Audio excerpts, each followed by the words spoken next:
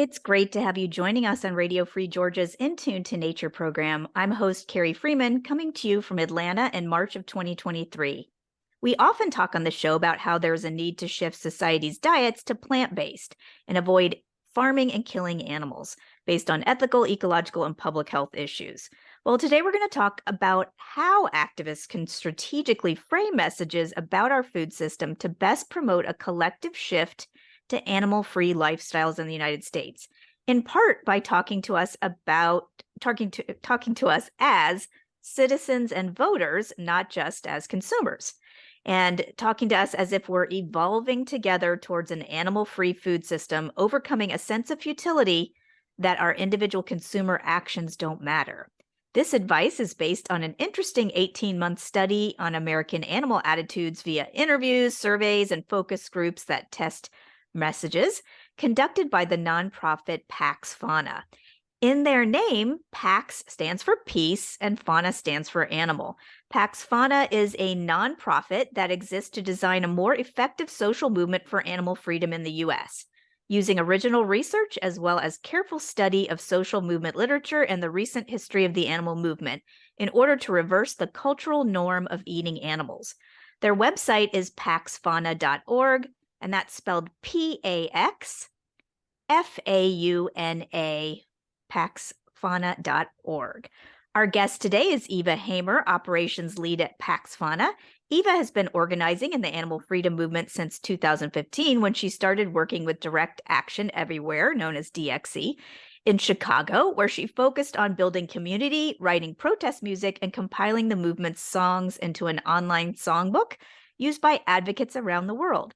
She started working full-time at DXE's legal coordinator in 2018, managing the organization's many legal cases, organizing trainings, and orchestrating large artistic demonstrations. She also worked for years as a music therapist in a hospice setting. Building on a background in Kingian nonviolence, Eva is a dedicated student of nonviolent communication, and she is committed to bringing that peace-promoting repertoire of creative problem-solving skills to the work of building a better culture in the animal movement. Welcome, Eva. Hi, Carrie. Thanks so much for having me. Now, why did you and your two partners start Pax Fauna? So we started Pax Fauna because we had been working in the grassroots animal freedom movement for some years, mostly on a volunteer basis, and we had really big dreams for the movement.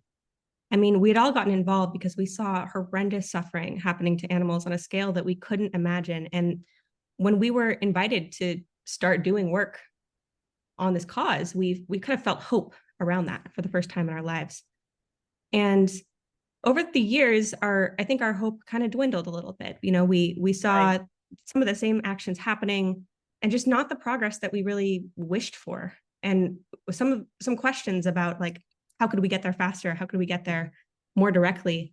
We're going unanswered. There were some ways that people we all have our different opinions about the best way to go about doing the work that we want to see done in the world, but we just felt like there wasn't really enough information about what works.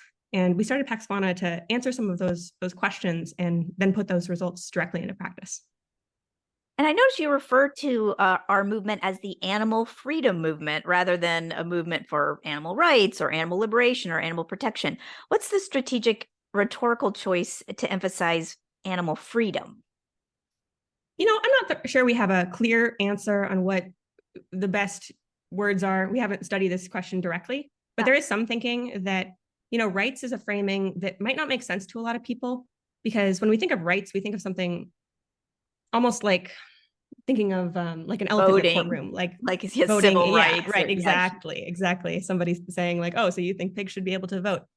I mean, protection is definitely a word I sometimes use. Yeah. And freedom, you know, we're an American organization. We think freedom is something that everybody thinks is really important. And So that's a word that we often use, and completely undetermined right now. And I'm not going to put that one forward as a main recommendation from any of our research. Yeah, it's although I think it's nice to mix it up sometimes and use different language. And I like animal freedom. And I've started also saying animal free, like when I'll give some food to my students in class, sometimes I'll say it's vegan, but other times I'll like to say it's animal free, it's Right. free of animal products or nothing taken from an animal, I'll say, so you just kind of play around with the language a little bit. I like that. Well, let's Right. get Exactly. into talking about this big study that you did. Now, to set it up, I know you note that as animal activists creating campaigns, we tend to focus on telling the public everything that's wrong with animal farming. And your study at Pax Fauna found that most Americans already know a lot about this, especially that it's cruel. And this cruelty does bother people psychologically, but they tend to avoid it. So this gets to questions for me of where to place blame or accountability for solving problems. And if we, the public, should be made more culpable, not just blaming factory farmers. And I say this because in my studies of vegan campaigns, it does seem like an easy argument for animal activists to make is to portray animal agribusiness as the only one in the wrong and to portray the meat eating public as rather innocent, like because we're just unaware because animal agribusiness marketing has lied to us about animal welfare. And when animal activists take this approach, it implies that once we, the public, know the truth about the cruel and harmful animal farming, once our eyes are open, surely we'll stop financially supporting industrial agriculture and go vegan. But it has made sense to me for decades that people already know on some level, which is kind of what you found, that it's an ugly business with a lot of suffering. So, what are farmed animal activists supposed to say when, like, the people, the public, do know how bad the mass rearing and killing of animals is, but they don't care enough to work to end it or to stop supporting it themselves? Right. Yeah. So we definitely found that most people do know that animal agriculture is horrific. And what I was really surprised by is that how articulate they are at Mhm. telling us, I try not to think about it. And I'm sure that some of your listeners can even resonate with that. Like Yeah. thinking about meat coming from animals is horrible. And of course we don't want to think about it. And of course, anytime, you're at the grocery store or you're at a restaurant and you're someone who eats animals, of course you don't want to think about where those animals came from. And it's pretty easy not to think about it. It's pretty easy to think about all sorts of other things about your choice and about what kinds of foods you like to eat and what kind of tastes you like and what kind of recipes and nutritional information. There's so many other things you can think about. Yeah. And still I was pretty surprised to hear so many people say, I try not to think about it. It'll put me off my food if I think about what happens to animals in factory farms. So that was pretty amazing to me. This kind of Yeah. first layer of just like Admission. denial and defense. And when we just kind of let people talk through their beliefs, we had people in an early stage of research, we had people on there for a 30-minute interview where we just asked lots of open-ended questions. What comes to mind when you think about animals used for food? And under that layer of kind of, I don't want to think about it, I try not to think about it, they still had, 28 minutes left. So they would talk then they would go into this ambivalence. They would say, well, I mean, yeah, I do feel bad, but like, and then they'd bring up all these justifications about culture, about taste, about nutrition, about convenience, about cost. I mean, you know them all. Right. And even just not providing any kind of retort to those, they would generally talk themselves through to this final layer that they couldn't get through without help, which we called futility. The sense that like, it's not that I don't care. It's that nothing I can do as an individual consumer, there's a really, really strong belief that these participants had, that nothing I can do as an individual consumer is going to make a difference for animals. So why should I suffer? Like, why should I pay more or be Mhm. inconvenienced or be isolated from my friends and my community and my culture for something that's not even going to make a difference?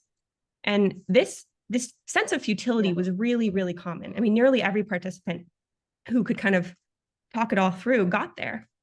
And the one thing that really seemed to help them through was what um, we call the evolve together frame or the global citizen frame. We want to say citizen frame, not in that one has to be a citizen to participate, but in that we're participating in society. We're not just individuals who make choices at the grocery store and at restaurants about what we want to eat. We are people who have a say in how society is run. And just like when we think about, like, would I vote for a gasoline tax, even though I sometimes drive a car? I'm not thinking about myself as a car driver. I'm not thinking of like, well, that's my team and I need to represent my team and not vote for gasoline taxes. I'm thinking of myself if I go to a voting booth, say, as a citizen, as a participant in society. And that's what we really want to do with food, is have this shift from people thinking about the issue of animals used for food as an issue of consumerism, which is taste, price, convenience, everything that I think about when I'm shopping for food, into something about being a global citizen, into something about evolution and public health and our society's values.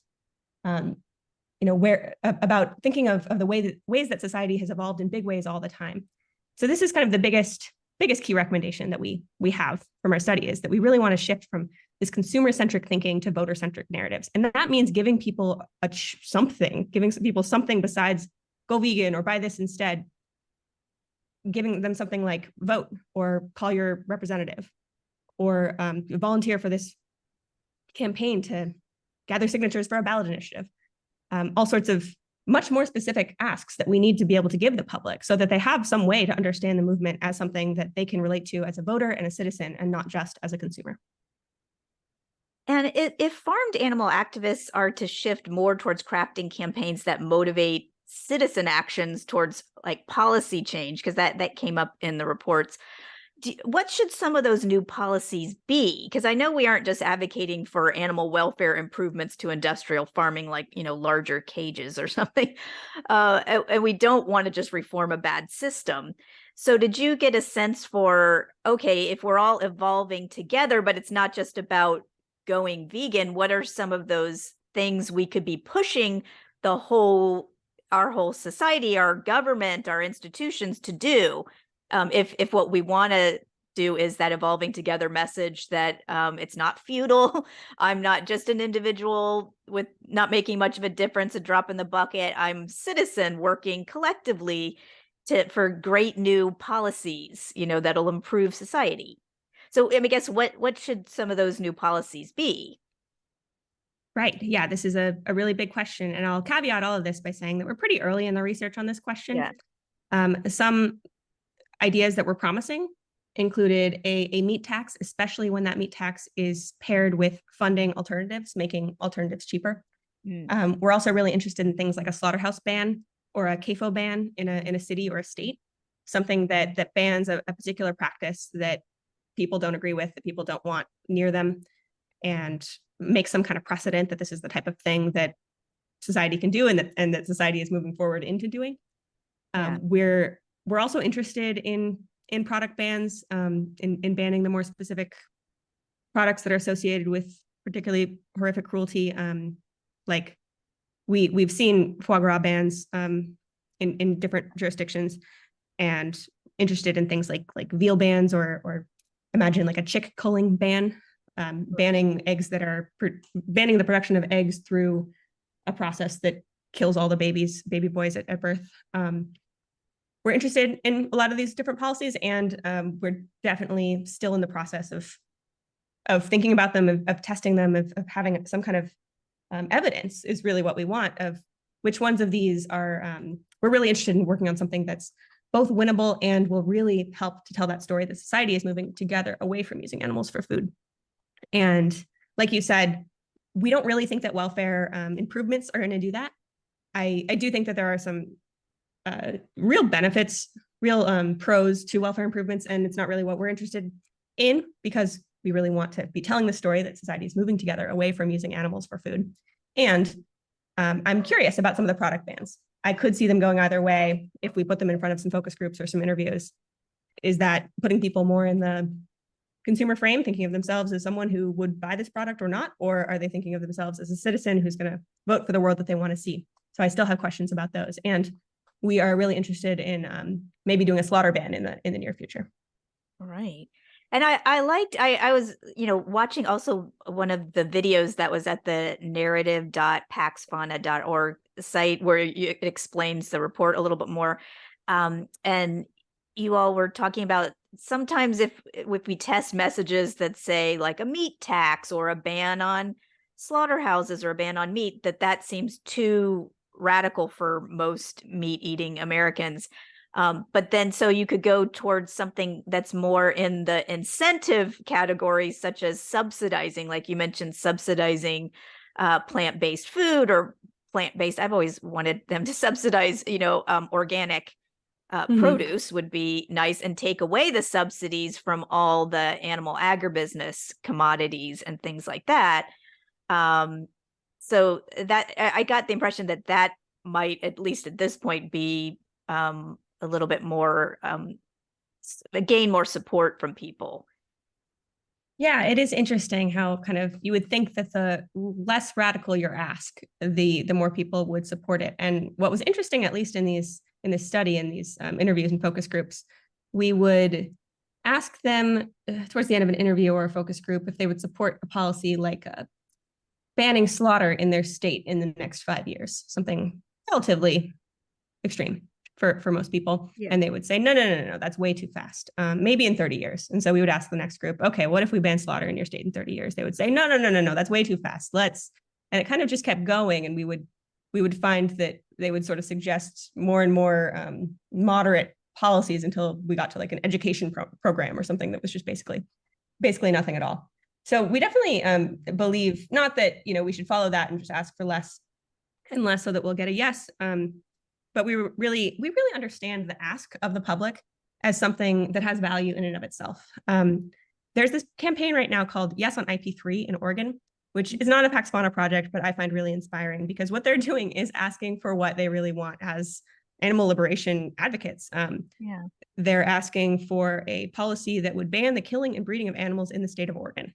Wow. And it's not, I mean, I would be very surprised if it were to pass. And the value of putting that on the ballot and having people think that this is an end goal or this is some direction that somebody thinks society is moving, I think is extremely powerful. Yeah, it's planting a seed and creating a moral vision, even if some people aren't, or a lot of people aren't ready for that yet. It is a direction. Absolutely. I love that language of creating a moral vision and just politicizing the issue. I think that Yeah. to a lot of people, animal rights doesn't feel political. Those don't feel like victims for a lot of people Yeah. in a political way. And I think that putting a question on a ballot that is something we really do want to see in this world, I think is pretty powerful towards just inserting animals into the political conversation. And I know there was a big focus on evolving together toward, as kind of citizens and voters, but could there be collective action where we're evolving together, but as collective consumers, like which is some things we're trying to do now, trying to get our schools to be mostly plant-based or working to get our favorite restaurants to have more plant-based options or ensuring major celebration events serve great vegan food or grocery stores having more affordable plant-based food, or even maybe in the future, even though some people find it controversial, but the cultivated meats, the lab meats, getting them into the mainstream to replace meat from animal farming. So in terms of like, some of them will be market-based collective action, some of them will be government-based collective action, perhaps. Absolutely, yeah, and I think that all of those are great policy ideas. I mean, the kind of default veg program, the Yes. getting plant-based meals as the default option in all, like right now, in all New York City hospitals, and I know in other places it's being worked on. I think that kind of thing is huge, and to me, that doesn't feel like consumer action. It's not that I'm going to go to the hospital in New York City, I'm going to order vegan, and that's going to be my action. It's that somebody has something else on their mind, because of course they do, because they're in the hospital. Yeah. Their default, the thing that gets brought to them if they don't make another request is vegan. I think that that's huge. I think that has a huge Yeah. symbolic value that really helps to tell the story that, yeah, society is moving away from using animals for food, because now the defaults are plant-based and are nonviolent and are animal free, like you say. Right, right. If you're just joining us on Radio Free Georgia, this is In Tune to Nature. I'm host Carrie Freeman, talking about a recent study of American attitudes towards using animals for food that suggests how best to strategically frame campaign messages promoting a path to evolving together toward animal freedom and plant-based food systems. We're speaking with Eva Hamer, operations lead at the nonprofit think tank Pax Fauna. Details of the study and some video presentation summaries are found on their website, narrative.paxfauna.org. And that's spelled PAXFAUNA. That's narrative.paxfauna.org. Eva, in the few minutes we have left, I know you tested various messages with meat-eating Americans. In crafting our messages to be more persuasive and resonant with Americans who are currently eating animals, what can you tell us about striking the right tone or picking the right messengers and focusing on the right content? Yeah, so those are all different questions we looked into.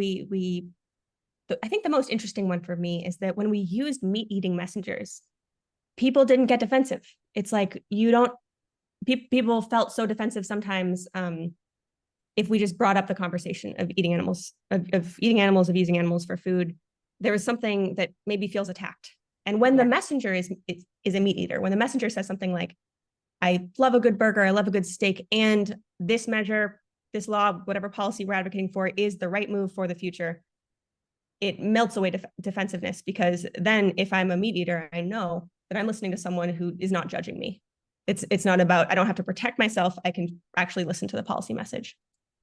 We also found that sometimes the less messengers who aren't maybe who you would think of as an animal rights activist, they're not You don't fit kind the of stereotype. Like I'm a right. stereotype.